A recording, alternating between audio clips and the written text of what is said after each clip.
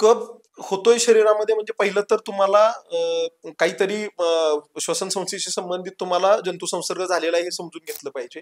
शरीर कफाचा स्त्राव का वाढवतं, तर संसर्ग झाल्यामुळे तुमच्या श्वसन संस्थेला रुक्षता येत असते, ती कमी करण्यासाठी आणि तिथं सपोर्ट मिळावा म्हणून कफाचा स्त्राव वाढत असतो. तर पहिलं आपण त्याच्यासाठी काही जंतू संसर्ग आहे का याचा विचार करून तो उपचार घ्यायला पाहिजे.